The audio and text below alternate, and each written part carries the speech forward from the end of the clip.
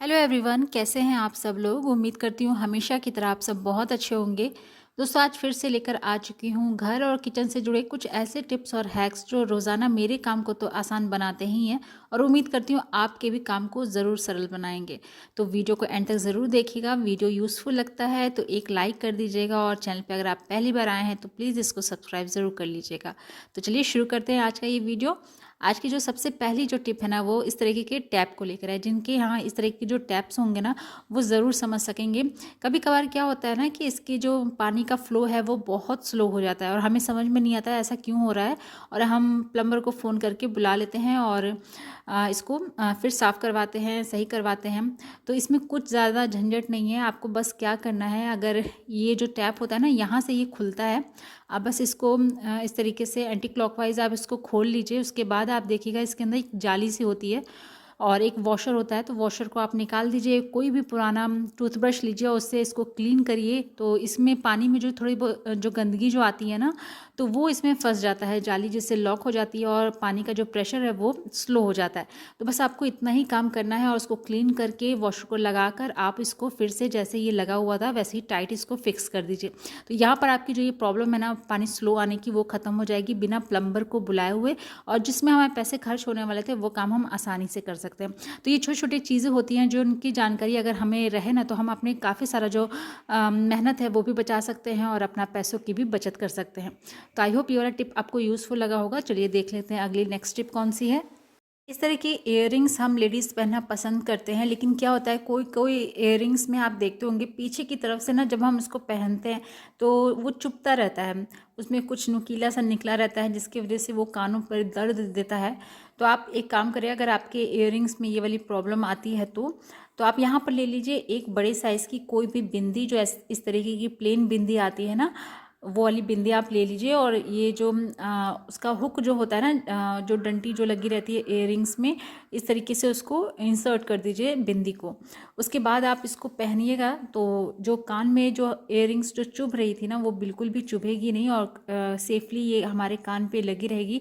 और अगर आपके कान का होल जो है वो अगर थोड़ा सा बड़ा है और ये वाली जो इयररिंग्स होती हैं अगर वो लटक सी रही है और जिसकी वजह से जो होल होता है ना वो दिखता है, तो वो वाली दिक्कत भी आपकी यहाँ पर ख़त्म हो जाएगी। बड़े बड़े इयररिंग्स होते हैं जिसमें वॉशर भी लगे रहते हैं, लेकिन अगर आपके पास इयररिंग्स में वैसे नहीं लगे हैं तो आप इस तरीके से बिंदी को लगाकर भी उसको पहन सकते हैं। तो ज़रूर एक बार ट्राई करके देखिएगा। चलिए देखते हैं नेक्स्ट टिप। तो यहाँ पर हमें लेना है एक कोई भी छोटा सा बर्तन और उसमें रखना है बेकिंग सोडा, जिसको हम लोग खाने वाला सोडा भी कहते हैं। उसके बाद हमें इसमें ऐड करना है लिक्विड सोप। अगर आपके पास लिक्विड सोप नहीं है तो जो भी डिटर्जेंट आप यूज़ करते हैं या सोप यूज़ करते हैं ना, वो आप इसमें ऐड कर ले। उसके बाद हमें यूज़ करना है कोलगेट का। तो थोड़ी सी मात्रा में इस तरीके से कोलगेट ले लीजिए और तीनों चीज़ों को अच्छे से मिक्स कर लीजिए। ये हमारा बहुत ही ज़्यादा स्ट्रॉन्ग सॉल्यूशन बन के तैयार हो गया है। तो आप यहाँ पे देख सकते हैं जो भी तीनों चीज़ हमने इस्तेमाल किए ना, वो क्लीनिंग के लिए बहुत ही ज़्यादा बेस्ट होती हैं। तो इसको हम लोग यूज़ करने वाले हैं कुकर को साफ़ करने के लिए। अक्सर हम लोग जब कुकर में आलू वगैरह को बॉईल करते हैं तो आप देखते होंगे उसका जो कसेलापन होता है ना, उसके कारण कुकर जो खासकर ये जो एल्युमिनियम के जो बर्तन होते हैं ना, ये काले से पड़ जाते हैं। तो इसको साफ़ करने में काफ़ी ज़्यादा मेहनत लगती है। तो अगर हम ये सॉल्यूशन बनाकर और इससे अगर इसको क्लीन करते हैं ना, तो हमारी जो मेहनत है ना बहुत हद तक कम हो जाएगी। देखिए कोई ऐसा वो नहीं होता है कि हम बस इसको डालेंगे और अपने आप साफ़ हो जाएगा। हमें मेहनत तो करनी ही पड़ेगी, लेकिन जितनी नॉर्मली हम साफ़ करने में अपनी मेहनत को लगाते हैं ना, उससे बहुत ज़्यादा कम इस सॉल्यूशन को अगर हम यूज़ करते हैं ना, तो हमारा जो बर्तन है कम मेहनत में साफ़ हो जाता है। तो आप देख सकते हैं जो बर्तन है ना कितना अच्छे से क्लीन हो चुका है। तो एक बार इसको भी ज़रूर ट्राई करके देखिएगा। चलिए देखते हैं नेक्स्ट स्टेप। अक्सर जब भी हमारे घर में पावर कट हो जाता है तो हम पहले के टाइम में कैंडल वगैरह जलाते थे, लेकिन अब क्या है कि जैसे ही पावर कट होता है तो सबसे पहले हम मोबाइल के जो टॉर्च होता है ना उसको खोल लेते हैं। लेकिन जो मोबाइल की जो रोशनी होती है ना उसके टॉर्च की, तो आप जब इसको ऑन करते होंगे तो देखते होंगे उसकी रोशनी सिर्फ एक डायरेक्शन में जाती है। जिस साइड हम उसका टॉर्च का वो रखेंगे ना, बस उसी साइड जाती है। लेकिन अगर आपको अपने रूम में उसकी जो रोशनी है अच्छे से पूरे रूम में फैलानी है, तो आप यहाँ पर ये वाली ट्रिक को यूज़ करिए। आप यहाँ पे कोई भी ट्रांसपेरेंट बॉटल ले लीजिए, उसमें पानी भरिए और फ़ोन को इस तरीके से रखिए और जो टॉर्च की जो रोशनी है ना उसके ऊपर इस तरीके से रख दीजिए। तो आप देखिएगा जो मोबाइल के टॉर्च की जो रोशनी है ना वो पूरे रूम में अच्छे से इक्वली फैलेगी और काफ़ी अच्छे से पूरे रूम में रोशनी हो जाएगा। तो यहाँ पर मैं आपको लाइट्स ऑफ करके दिखा रही हूँ, बहुत ही अच्छे से ये जो रोशनी है ना पूरे रूम में हो गई थी। बस आपको ध्यान ये देना है कि जो ये पानी है इसका जो कैप है अच्छे से आप टाइटली इसको बंद करके रखिए ताकि जो पानी है वो फ़ोन में ना आए। तो चलिए देख लेते हैं नेक्स्ट टिप।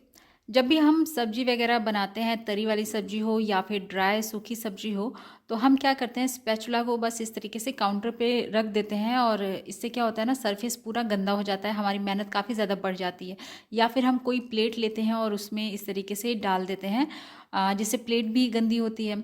तो मैं आपको 2 तरीके बताने वाली हूँ जिससे आप अपनी ये जो मेहनत है ना यहाँ पर कम कर सकते हैं। तो या तो आप एक टिश्यू पेपर ले लीजिए और एक प्लेट पे आप इस तरीके से रखिए और उस पर अगर आप तरी वाली सब्जी बना रहे हैं तो स्पैचुला को इस तरीके से अगर रखिएगा ना तो जो भी उसका जो लिक्विड है वो टिश्यू पेपर एब्जॉर्ब कर लेगा, तो जिससे आपका जो सरफेस है वो गंदा नहीं होगा। या फिर अगर आप ड्राई सब्जी बना रहे हैं, सूखी सब्जी बना रहे हैं तो स्पैचुला आपको रखना है तो इस तरह के क्लॉथ पिन्स का यूज कीजिए जो हम कपड़े वगैरह क्लिप करने के लिए यूज़ करते हैं ना, तो बस इस तरीके से स्पैचुला पे लगा दीजिए। उसके बाद ये बहुत ही अच्छा सा एक स्टैंड बन जाएगा जिसको आप कहीं पर भी ईजिली रख सकते हैं और हमारा जो काउंटर टॉप है वो बिल्कुल भी गंदा नहीं होगा।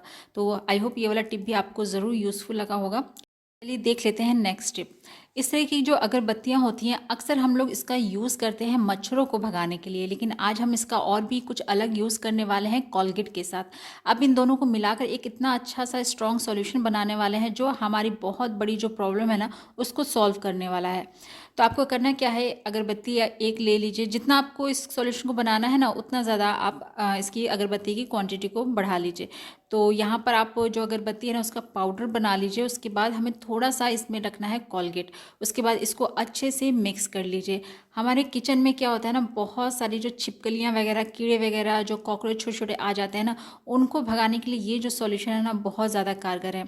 तो क्या करना है आपको, इस या तो अगर आप छिपकली और कीड़े वगैरह कॉकरोच वगैरह के लिए बना रहे हैं ना तो सिर्फ आप जो हमने अगरबत्ती रखी है उसका और कोलगेट का जो है वो दोनों को मिक्स करके आप बॉल बनाकर रख दीजिए। और अगर आप चूहों को भगाने के लिए इस चीज़ को बना रहे हैं, इस सॉल्यूशन को बना रहे हैं ना तो उसमें थोड़ा सा आटा आप ऐड कर दीजिए। आटा से क्या होता है ना कि चूहे ज़्यादा अट्रैक्ट होते हैं और उसको खाने के लिए आते हैं, जिससे जो चूहे हैं ना हमेशा के लिए घर में कभी भी नहीं आएंगे।